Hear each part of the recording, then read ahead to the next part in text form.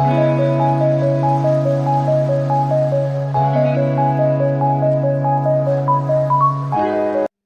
everyone, I am Harpreet from Hydro IELTS. So today I will be sharing few tips and tricks for writing task 1.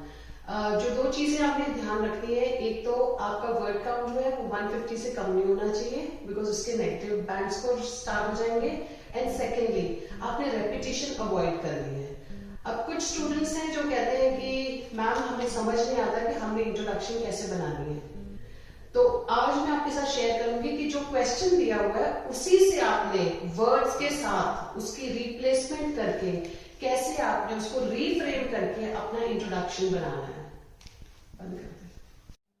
सो आप सब लोगों को awareness तो होगी कि राइटिंग टास्क में हमें कौन से क्वेश्चंस आते हैं. कई बार हमें फ्लो चार्ट होता है, कई बार मैप होता है, डायग्राम्स होगी, फिर line graph, bar graph, it can be anything. अब आज मैं जो आपके साथ शेयर करूंगी that is the flow chart.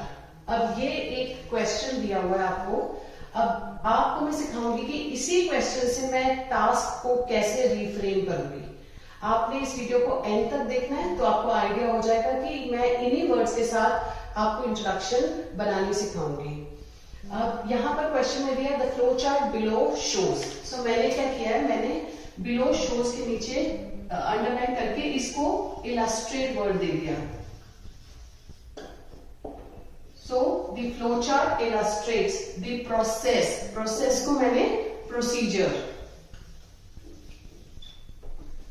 Involved in writing a formal academic essay for a particular university course. So the flow chart illustrates the procedure which is followed.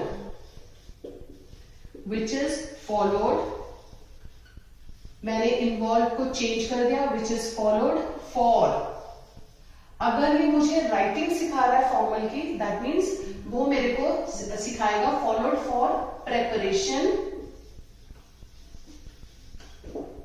and writing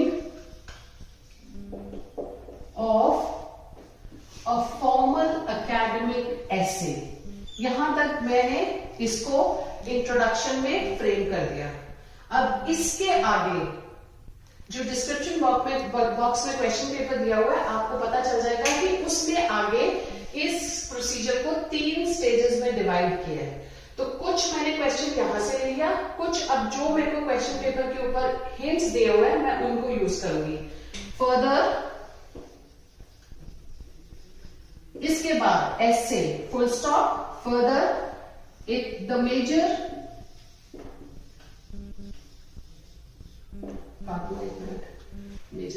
procedure is divided into 2 stages.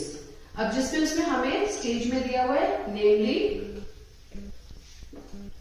First private tutorial and second private tutorial.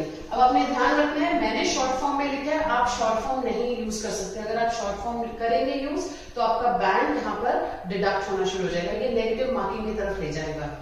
इसके आगे first private tutorial and second private tutorial को आगे 3 steps में divide किया हुआ है, जो मैंने ग्राफ को, जो मैंने फ्लो चार्ट को देखकर समझा है. तो मैं उसको भी इंट्रोडक्शन में ही ले आऊंगी. कॉमा विच इज फर्दर सब divided into 3 steps in each stage. अब आपने नोट किया होगा कि मैंने क्वेश्चन में से आधा फ्रेम किया अपना इंट्रोडक्शन, और जो आगे मुझे स्टेजेस दी हुई हैं उसको मैंने इस चीज में इंट्रोडक्शन में ही ऐड कर दिया. सो मेरा जो इंट्रोडक्शन पोर्शन है वो यहीं पे कंप्लीट हो गया है. आपको आगे फ्लो चार्ट को कैसे लिखना है, अगर आप उसके बारे में जानना चाहते हो तो आप अपना कमेंट सेक्शन में अपने कमेंट्स डाल दीजिए.